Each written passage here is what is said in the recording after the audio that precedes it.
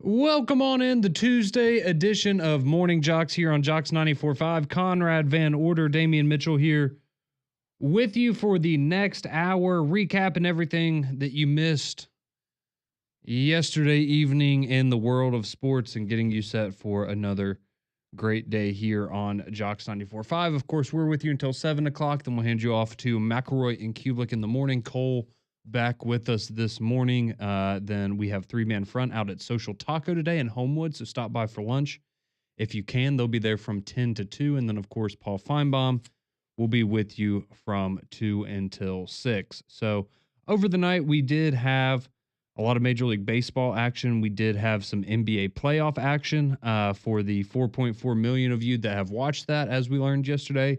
Nothing compared to the 15 million of you that watched the first round of the NFL draft, but that's the state of affairs in the NBA. You have more people that want to watch Roger Goodell get booed at a podium.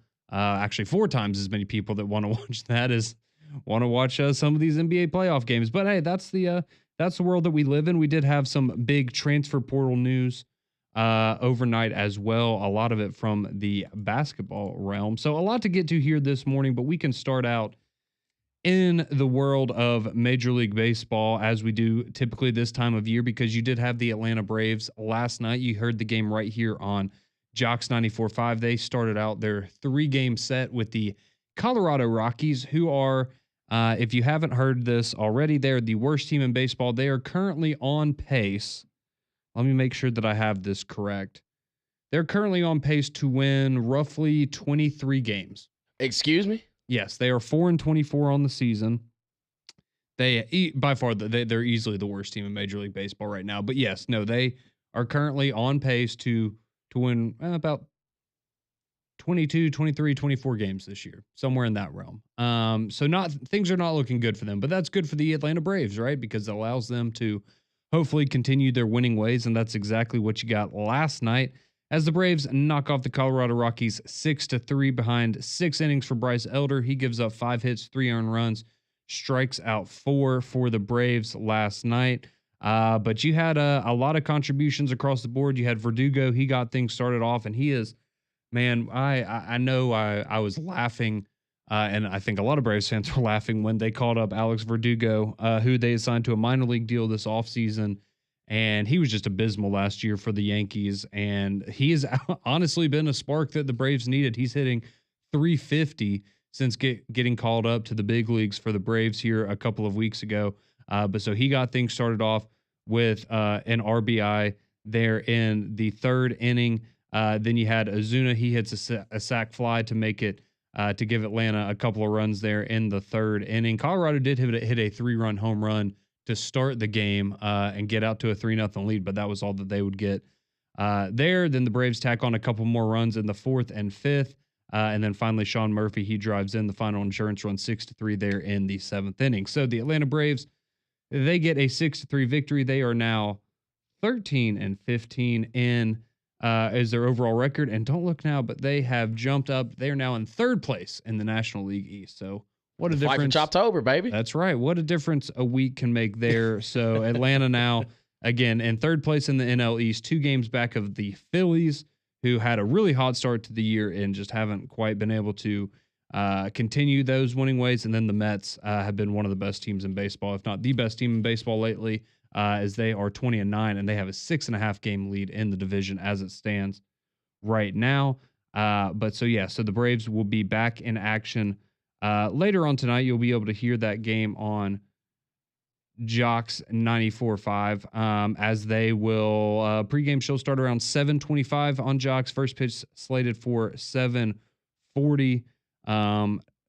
No starting pitcher announced yet for the Atlanta Braves. So we will see what that matchup looks like, but hopefully another win coming up soon for the Atlanta Braves tonight here on JOX 94.5. Quickly, just giving you a little rundown of what's going on around the world of Major League Baseball. If maybe you're only keeping up with the National League East right now, or maybe you just haven't really been keeping up as much because the Braves haven't been doing so hot. And so you're just, maybe I'll check around Memorial Day. But as it stands right now across the league, you have in the American League, Yankees currently in first place in the AL East. They have a 1.5 game lead over the Red Sox.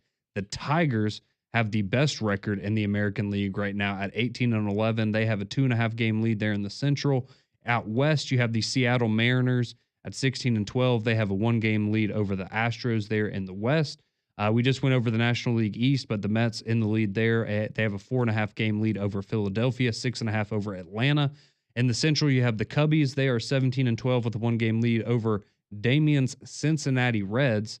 And then out west in the best division in baseball, which is ironic because it's the best division in baseball, yet they also have the worst team in baseball in the Rockies.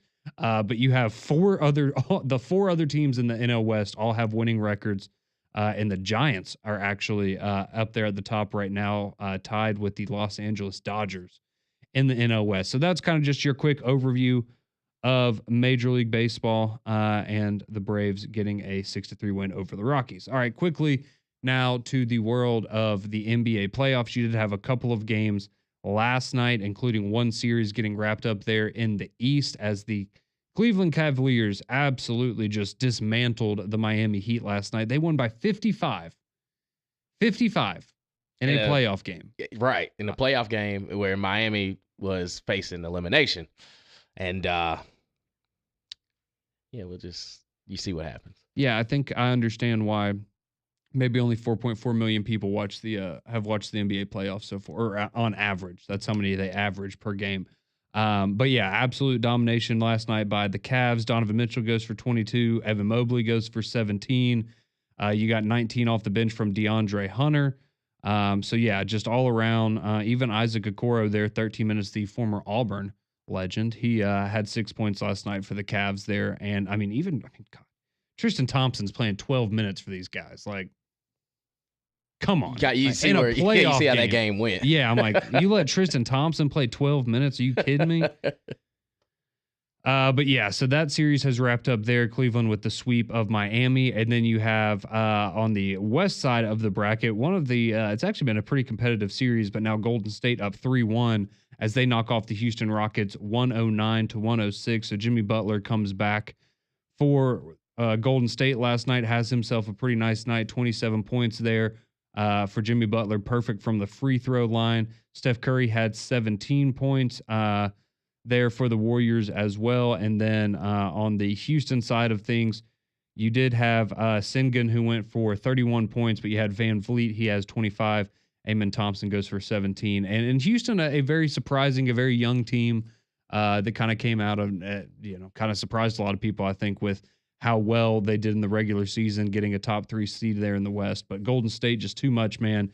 And ever since they traded for Jimmy Butler, they have been really, really good. And so I think, especially with how things are looking for the Lakers right now, I think you have a lot of people that will expect either the Warriors or the Thunder to be the West representative there in the NBA Finals. But that is your NBA playoffs update from yesterday. If you are so inclined, you do have a few games today that you can watch. You have the Bucks and the Pacers. Pacers looking to close up that series. They're up 3-1 right now. Unfortunately, if you missed the news, Damian Lillard will not be available for the Bucks as he tore his Achilles. And, for a guy like that who's had an incredible career, no doubt in my mind that he should be a Hall of Famer. He's 35 years old, and, that's not an injury you want when you're 35. Right. Well, ever, but especially at 35. When you're a little up there. Yeah, especially at 35. But I hate it for Damian Lillard, man. And, we do share the same first name, but he's also just been like a perennial superstar. He's been putting up numbers since he's gotten to Portland. And the thing is, he's really, outside of CJ McCollum, he had an aging Carmelo Anthony there towards the end of his career, but he's never really had just another piece. He had LaMarcus Aldridge early on, but the game was starting to change, and it's unfortunate that his career has gone the way that it has because he spent so much time in Portland. He took him to the Western Conference Finals a few years ago, but he never really got his people never really got a chance to see him because of the market that he was in Portland, and he was putting up stupid numbers for it pretty much his entire career. He goes to Milwaukee, probably the best chance he'll have on the way out to get, to potentially win a NBA Finals, but, and especially pairing him up with Giannis. But I think that, man, tearing your Achilles at 35, as opposed, of course, like you said, nobody wants to have an Achilles injury, but tearing it at 35, you Probably a kind lot of different than tearing it at 22. exactly. Yeah. So it's kind of one of those, man, we may never see him look the same way again. And also, I mean, he, like you said, he's a Hall of Famer. Like you can't. He's one of the NBA 75, greatest. When they had the ceremony a couple years ago, and I just, it's unfortunate. It really is. Yeah, no, he's absolutely a legend and been one of my favorite players to watch here for the last 10 years or so of his career. But you do also have the Pistons and Knicks tonight. New York up 3-1 in that one, so looking to close out Detroit. You have the Celtics and Magic, Boston up 3-1 in that series as well. And then you have the Nuggets and Clippers, which has probably been the best series of the first round. That game or that series tied 2-2. And so that is your slate coming up later on tonight. Well, how about some transfer portal news in the world of college basketball? There was actually a lot of it yesterday on both the Alabama and Auburn side. Some former players. Now we know where they're going to end up. Alabama in the mix for one of the best, if not the best players available left in the portal. What are we hearing on that front? Is Alabama about to land a big fish, or are they going to be stuck looking to continue to fill those roster spots? When we come back here on Morning Jocks, we'll fill you in the latest news out of the transfer portal for both football and basketball here around the state of Alabama. You're listening to Jocks 94.5.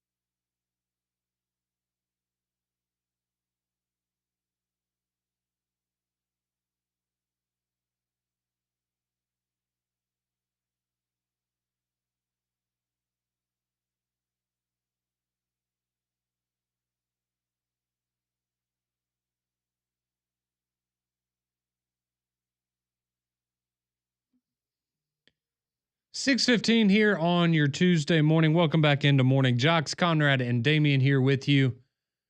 Giving you a little recap of everything you missed from last night. Now about to take a dip into the transfer portal because we did have some pretty big news here in the world of both basketball and football. So we will go ahead and actually get to some of the basketball news. So if you missed it yesterday, this broke while we were on air doing Mac and Cube yesterday. But that would be Chad Baker-Mazara, the former Auburn Tiger, who had reportedly signed a deal to stay at Auburn at some point, I guess during their Final Four run. Then after the season ends, he starts to look around. His people are seeing how much money's getting paid out to some of these players. And he decides, okay, well, I think maybe I can get more somewhere else than what Auburn was offering me. And so he decides to back out of his deal and shop his services around. Still going to be very, very interested to see what the dollar amount for him ultimately looks like. But we do know now that he will be on the West Coast. He will be transferring to USC and playing for our good pal Eric Musselman, formerly of Arkansas. Hope you like a coach that goes shirtless, Chad Baker-Mazara. I feel like their identities kind of match up well together. They do. Emotional. Right. Controversial. Yeah. Don't mind chirping. Yeah. Don't mind chirping. This could be I mean, for Chad Baker-Mazara, if you're getting more money, okay, cool. Maybe this is your opportunity of being the number one guy as, the bucket getter for a team. But it, just like you said yesterday, just getting to the tournament at that point deserves a pat on the back. Whereas opposed if you're still at Auburn, it's, we have a chance to possibly find ourselves in a Final Four again. Mm-hmm. But, hey, this is the nature of the business. And he's been to this is his sixth school? Something like that. Yeah. So right. So he gets to a point of it's kind of just what he does, and it's he's had a long, illustrious college career to say the least. Yeah, he certainly has. And again, I mean, we talked about it before, but it seems like, again, for a guy like that, what is your, I guess your potential NBA future look like? And in my opinion, probably doesn't have a great outlook from that department. Now, granted, that doesn't mean you can't go overseas somewhere and play basketball and seriously, like, I'm not saying that as a joke. You can do that and make a good living. You're not going to make $50 million a year, but you can go and you can live a pretty good life going and playing overseas. But this being an opportunity potentially for him, realizing, hey, this is my last chance to really capitalize on this NIL thing. So I need to make as much money as I can now to better set myself up for the future if, for whatever it is that he may ultimately want to do there. So Chad Baker-Mazara, he officially commits to USC out of the transfer portal. So that's some news there for you Auburn fans, keeping track with some of your former players. Now, how about Alabama?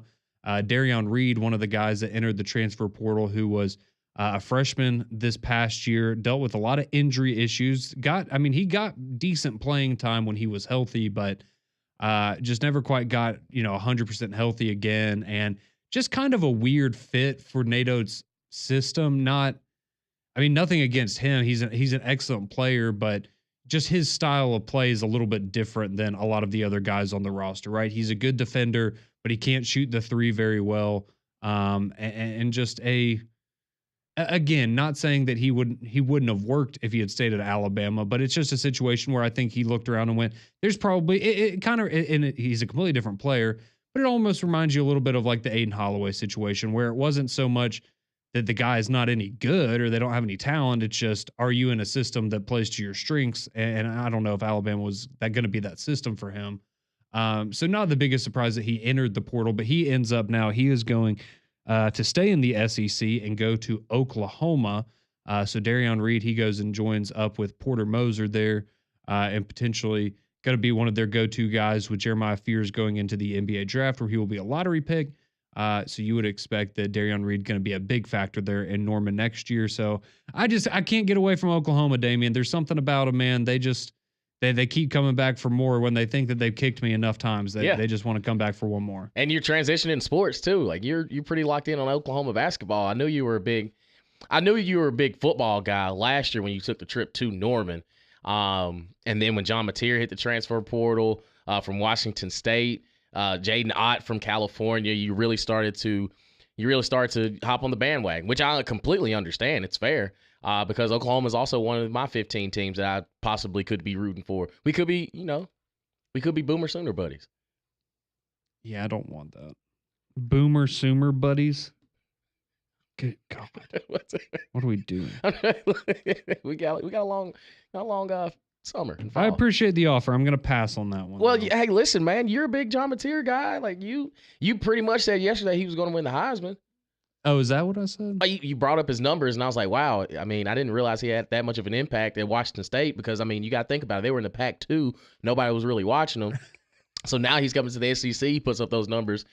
Man, you got to, hey, I'm telling you, man, it's there. It's there. Well, that's actually a perfect segue because we can talk about another Washington State transfer in the basketball portal, and that's Cedric Coward, who was the big fish there for Alabama. We have heard for the last week or so that it was coming down to Alabama and Duke for the guard out of Washington State. Averaged 17, 18 points a game last year for them, one of the best players in the transfer portal. And did Alabama do it? They may have lost to Duke in the NCAA tournament, but you can get a big win here out of the transfer portal. So they did, right? They got him?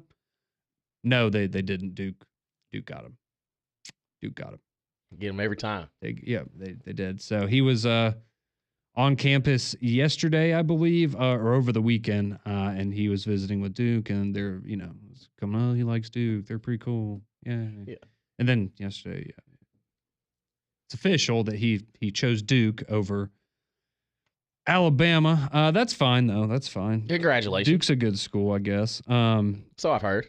Yeah. So, but that was the big one there for Alabama. Still really crossing my fingers that there are some rumblings about a certain player coming back for Alabama. Would like to speed that process up and figure that one out. And think about it. I mean, he's probably on like a late spring break or something. He probably just wanted to see his homies one last time and just, sit around, play the PlayStation or stuff. Is that what college kids still do nowadays? Mm-hmm.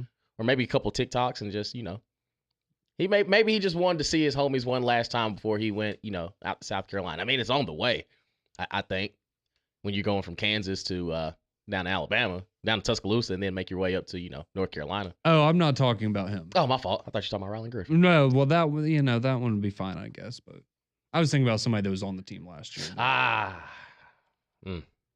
But we'll see on we'll see. We'll see on that one. I'm trying not to hold my breath, but it is what it is. Things have been said. We'll just say that. But we do have a little bit of news as well in the football portal side of things. So for Alabama, you do have, or yesterday you did have a defensive back on campus. Actually, an Alabama A&M transfer, Delvin Gully. He was a freshman last year for A&M. Had 3 interceptions there as a freshman. 6'1", 185-pound DB. He was on campus there yesterday in Tuscaloosa. So potentially, again, because the portal did close on Friday, but this is the period where players can continue to come out of the portal. You just can't put your name in the portal. So you're going to continue to see things like this happen. But you do have, again, Devin Gully, the defensive back from Alabama A&M there on campus. And then some news from over the weekend. But this is another one of those things with the portal where sometimes, you file the paperwork and it doesn't become official. Maybe you file on Friday at the last minute, doesn't go through until Monday. But a bit of an interesting one here as you have former Auburn cornerback Keontae Scott, who transferred to Houston earlier this offseason. He has now re-entered the transfer portal. So not having a good time there in Houston, and he now finds himself back in the portal. So again, grass isn't always greener. No, for some reason, I thought Keontae Scott went into the draft. I'm going to be honest with you. I did too until I saw this yesterday. Yeah. And I went, oh, yeah, I forgot about that. Because I thought, oh, yeah, that was because honestly, the first thing when I saw former Auburn cornerback Keontae Scott, I thought, oh, okay, who'd he sign with? Like, right. What camp is he going to? It's like, oh, no, he's not going to camp. He's still playing school. He is still playing school. Congratulations. He is. Yes. So there you go. That is your latest transfer portal news there on the front. Oh, we got some news out of the NFL. We have 49ers just signed George Kittle to a big deal. 4 years, $76 million extension there for George Kittle. He is now the highest paid tight end in the history of the NFL. So congratulations to George Kittle getting paid this morning by the San Francisco 49ers. I know our buddy Drake, who's a big 49er fan listening, will like that move. But yeah, one of the best tight ends in the league. Oh, by far. Absolutely. Hey, congratulations. I mean, he's worth every penny.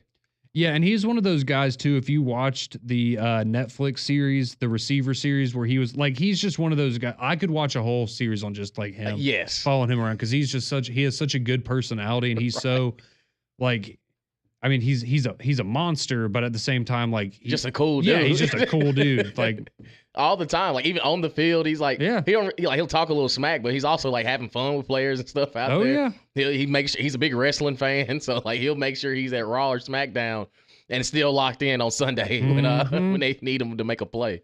Yeah, you are not kidding there. So yeah, big news there for George Kittle. Congratulations to him and the 49ers for getting that deal done. All right, well, I did want to transition to something here quickly, and just for a couple of minutes, because this is just it started out as a fun story, and now it's actually getting really, really interesting, and that is what is going on with Sacramento State. All right, so if you haven't been keeping up with Sacramento State, and this is both football and basketball, so the first thing that really got them on my radar was earlier this offseason, you heard that Ajayi Hall, the former Alabama and Texas wide receiver, was making a comeback to football, and he was transferring to Sacramento State.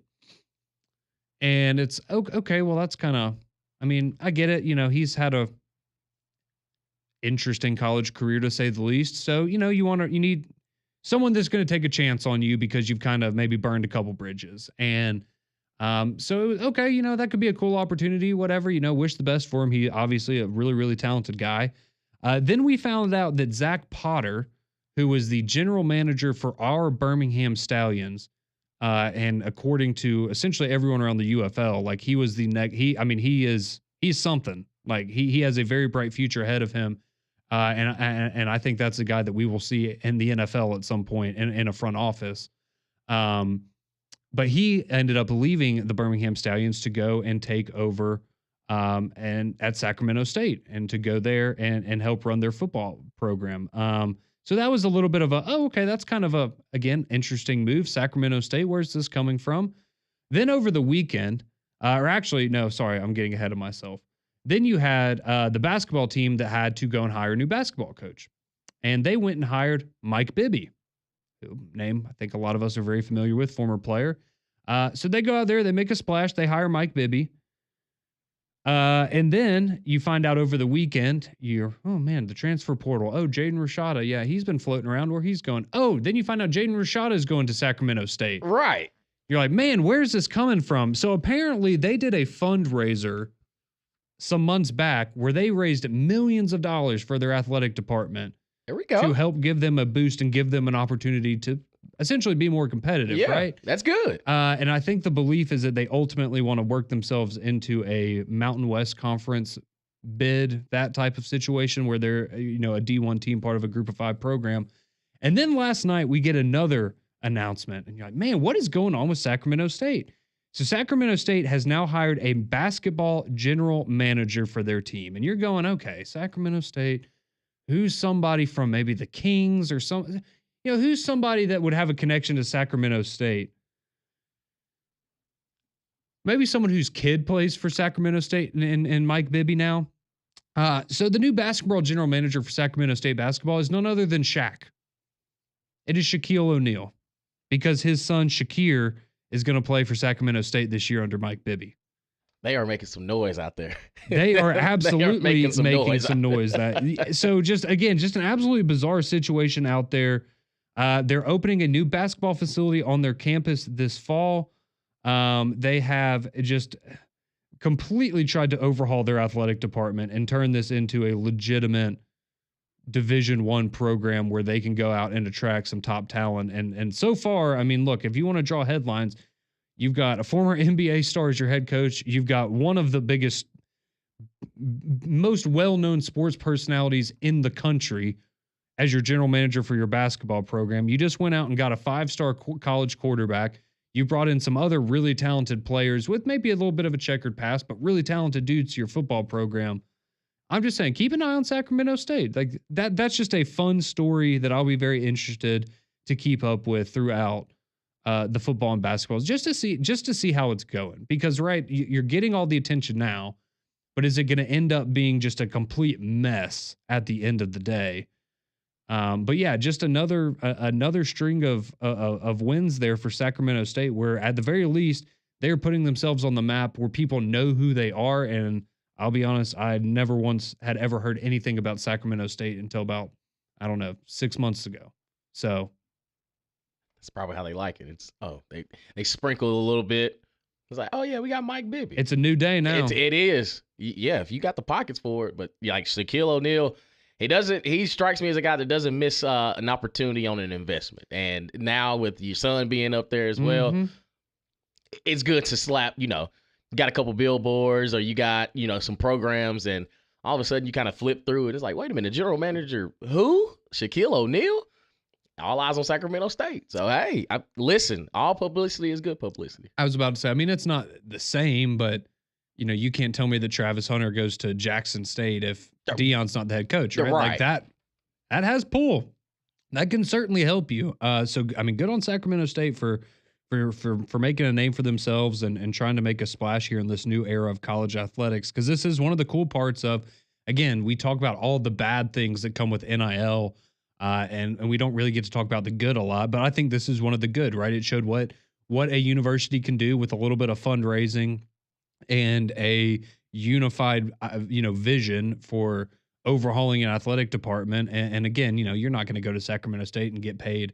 They're not paying Carson Beck money, I wouldn't imagine, to anybody, but they're able to make a name for themselves and be a spot where, hey, maybe that is a spot for some of these schools where almost you have like a last chance for portal players, right? Almost where you just go and get, this collection of talent of kids that haven't stuck anywhere, or, maybe they, had a bit of a rocky road at some point, and, you try to find a way to compete that way. So just a very interesting situation, what's going on there at Sacramento State. But the big news yesterday, Shaquille O'Neal, now the general manager up there at Sacramento State, alongside the head coach, Mike Bibby. And just because I don't know how many people are aware of this, but some other notable names that have stepped into GM roles in college basketball here recently. Steph Curry, now the general manager of Davidson basketball. That's not a big surprise to anybody.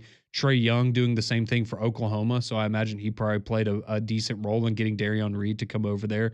And then, of course, on the football front, we know what's going on in Stanford with Andrew Luck taking over there and already firing their coach. So this is the new era. I think we're going to continue to see a lot of these big names pop up as general managers at a lot of different schools, because that is becoming a very, very important, very, very important position. There's a reason that when Kalen DeBoer landed in Tuscaloosa, there was one person that got off the plane with him that was not his family, and it was Courtney Morgan, the general manager, because they had to hit the ground running. So that's just an interesting story, maybe the fun side of NIL a little bit with what's going on there at Sacramento State. But another thing I did want to take a look at on the other side is, now that we're out of this portal window, for the most part, again, you're still going to have some guys trickling out and finding new homes. But in terms of the rosters, we feel like both Alabama and Auburn pretty set on where their rosters are now out of the spring portal window. So let's take a look at some college football rankings for the upcoming season. Now that we're out of the spring practice window, we're out of the spring portal window, a lot of these rosters are set. How are things shaping up going into the summer, going into fall camp as we look ahead to the 2025 season? We'll dive into those next when we return here on Morning JOX and JOX 94.5.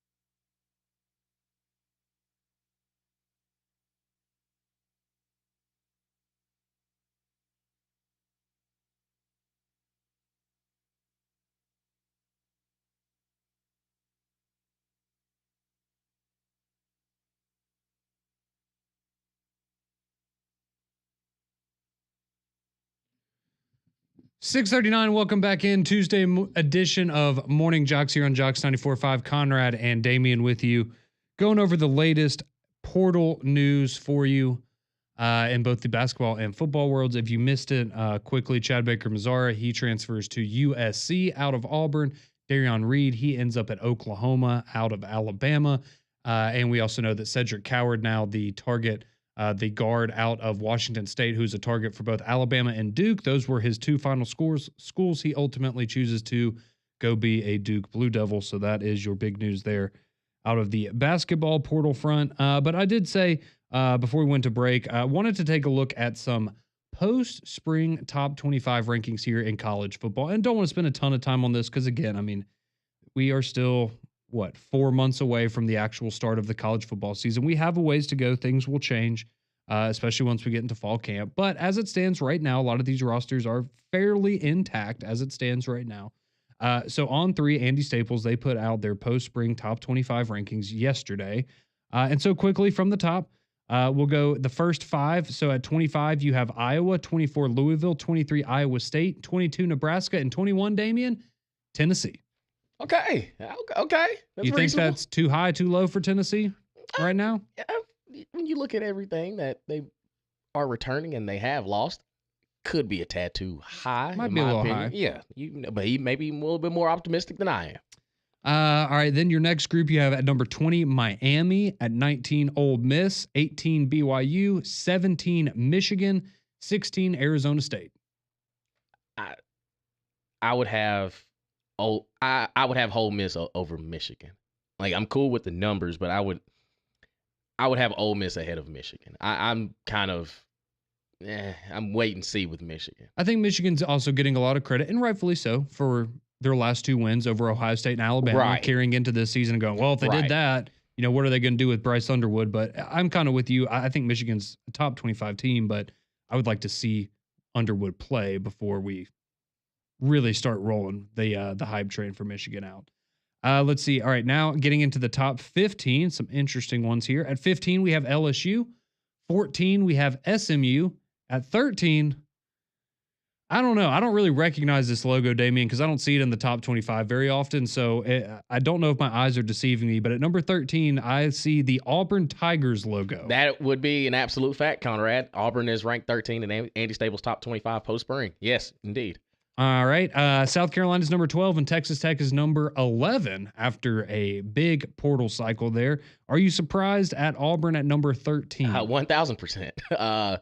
Because that means you're banking, and again, it's the spring, but the pieces that you have around you, and again, it goes back to it can't be any worse than what it was the past 2 seasons. Mm-hmm. But you're also, let's not forget the last time we saw Jackson Arnold play football. Like, there's a reason why he was benched. And again, when you look at everything that's returning for Auburn defensively, you look at what that receiver room could be, you lose Jarquez Hunter. It's fair to be optimistic, but 13 out of, the 100 and some odd teams that are playing just seems a little high. Okay, so far we've had 4 SEC teams mentioned, or excuse me, 5. Okay, so Tennessee 21, Ole Miss 19, LSU 15, Auburn 13, South Carolina 12. Do you think LSU, Ole Miss, or Tennessee should be ahead of Auburn? Right now, the only argument I could really make is LSU. Okay. Ole Miss and Tennessee, it's a wait and see. Yeah. Okay. Yeah, no, I mean, and I'm not surprised that they're in the top 25 to start off. Now, 13's, that's some big expectations there. Right. We're talking you're in the playoff conversation. I mean, you would be the last team out. Last team out, yeah. But you're firmly in the mix there if you're at number 13. So that's going to be an interesting one to watch how everybody views Auburn kind of going into the season. But Andy Staples has them at 13 right now in his post-spring top 25. All right, now the top 10. This is going to be a team I think we're going to see getting a lot of love early on in the season. We've talked about them a good bit this offseason. That is the Florida Gators at number 10. At number 9, Illinois. That's going to be one that a lot of people are going to, come out of their college football hibernation when we get closer to the season. They're going to go, man, Illinois is getting a lot of love. What's going on? Illinois is pretty good, man. Yeah. They are good. I'll give them credit. Number 9, I don't know, but they are good. At number 8, we have Georgia. It's the lowest they've been in a minute. Georgia at number 8. Alabama comes in at number 7. Oregon at number 6. And then for your top 5, you have Ohio State 5, Penn State 4, Clemson 3, Notre Dame 2, and number 1, hook 'em. Texas Longhorns are number 1 in the On3's top 25 post-spring rankings. And again, the Penn State thing, yeah, you're returning Drew Aller, but do you, in your heart of hearts, can you really make an argument about, because the only issue I have is Penn State being above Ohio State. No matter how much Ohio State has lost, it's more of are we really going to believe doing this again? Yeah, we're doing this again. Like we're setting James Franklin up again for a top 4 ranking. Okay, it's worth. Hey, they were one of the last 4 teams standing last year, Damian. They were. Their path was a little different from a lot of the other playoff teams, but hey, they were there. Hey, it's the path that they got, Damian. Exactly. They played their way into it. Why do you hate James Franklin? I wouldn't say hate. There's just like just an uneasiness about him. Well, okay, but there you go. There's your latest on 3, your preseason top 25. After the spring portals closed, a lot of these rosters getting shored up quickly. If you missed it, Auburn comes in at number 13 in their top 25. Alabama comes in at number 7. And then at number 1, they do have Texas there right now. So going to change a lot between now and the season, but I thought it'd just be fun to go look over that real quick as we exit the spring and enter the summer portion of the offseason. But we do see you on hold there on the phone lines, as well as your texts that have been rolling in, 205-834-9450. We will come back, put a bow on the show, and hear your reaction. Take your phone calls, read your text. You are listening to JOX 94.5.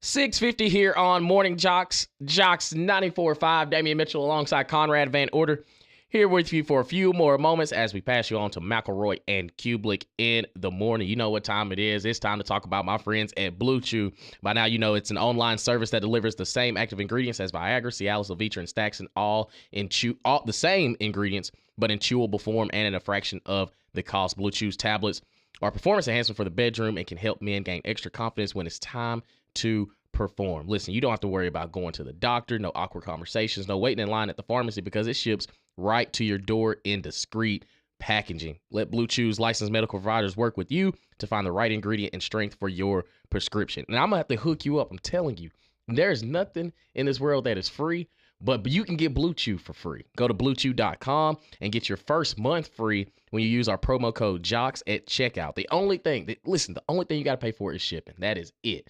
You type in JOX, J-O-X, to receive your first month free at bluechew.com. And as always, your boy DM6 tells you, just chew it and do it. Well, this is your reminder that tonight you're going to have the Atlanta Braves taking on the Colorado Rockies in the second game of their series there out west. That game is going to be a 7:40 first pitch. You're going to have the pregame show starting around 7:25 here on JOX. All right, let's go to the phone lines real quick. Poe's been waiting patiently. He wants to chime in about the NFL draft, it looks like. How are we doing this morning, Poe? Man, my guys, what's happening? Oh, not much, brother. How you doing? Real good. Yeah, one quick thing before the draft, real quick. Did y'all see the Houston Rocket Golden State game last night? I was able to watch a little bit of it, but yeah, I saw Golden State pull out the win there. Yeah, Golden State pulled out the win, man. So kind of hate that for Houston. But hey, look, man, my Pittsburgh Steelers, man, y'all in the draft, and y'all chime in if you don't mind. Everybody's stuck on Aaron Rodgers. I don't know what it is about this guy. And just think, man, I don't even like this guy. And now he's going to Pittsburgh. I was hoping that Pittsburgh could have. I was hoping Pittsburgh could have drafted Jackson Dart, man. I was real up on Jackson Dart for some reason, but I don't know, man. I guess my Steelers do something, and I'm getting to where now. I got Mike Tomlin fatigue because everybody always talking about he never had a losing season, but that ain't doing nothing if I'm losing playoff games like that, man. If my team losing playoff games, you know what I'm saying? So I'm just trying to be real quick. I know it ain't that much time, man, but just for my Pittsburgh Steelers, man, I was hoping they had got on. Hey, I would have been satisfied with Quinn Ewers, man. You know what I'm saying? Jackson Dart, one of them guys, but Aaron Rodgers, man, I don't know. Hopefully my Pittsburgh Steelers, man, to do some things. Y'all got Will Howard today.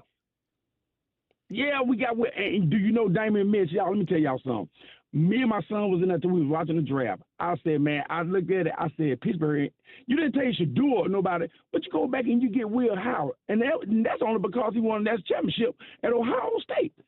That's the only reason why they got him. You know what I'm saying? But I wasn't up on Will Howard like that. But then you go back and you got Mason Rudolph. Come on, man. I already seen Mason Rudolph at Pittsburgh. He wasn't that good at Pittsburgh when he was there, but y'all brought him back. So now I got to deal with Mason Rudolph, Will Howard, and Aaron Rodgers. I don't know, man. But, hey, I'm your boy, Poe, man. I love y'all. Y'all stay up. Hopefully them Steelers can come out and do some things, and eventually Mike Tomlin will be gone. I'm out. Appreciate it, Poe. I don't know who's more distraught about Mason Rudolph going back to Pittsburgh, him or Myles Garrett. But, yeah, no, the problem for Pittsburgh is, and again, it's a great story with Mike Tomlin. You know, you don't have losing seasons, and all of that's great, but you haven't won a playoff game now in 9 years, and that's where the fan base is going to – that's where, you know, some issues are going to arise because it is a very proud franchise and one of the most, you know, historically successful franchises in the NFL history, and it's great when you're not having losing seasons, but it's also not great when you've gone, you know, if you don't get a playoff win this year, you will have gone a decade without winning a playoff game. So all those playoff appearances are great, but not when they don't lead to victories. So to the text line we go here for the last couple of minutes this morning. We have Lewis who chimed in earlier this morning. He said, yeah, watching the Miami Heat Cavs game last night turned really quickly into, oh, hey, WWE Raw is on Netflix pretty fast. Yeah, I think a lot of people were, is there anything else here that I can watch? Let's see. Josh chimes in. He says, on this day in 1985, George Steinbrenner fired Yankees legend Yogi Berra 16 games into the season, despite promising Yogi that he would manage the entire season. In Steinbrenner's first 23 seasons as owner, he changed managers 20 times. Short leash, but Paid off for him in the long run. Let's see. We have somebody says Boomer Bros. That can be our name for our Oklahoma fandom. And then Fanboy chimes in. He says, I don't know. Nate Oates might be losing his touch. I don't know. McElroy and Kublik in the morning. They're next.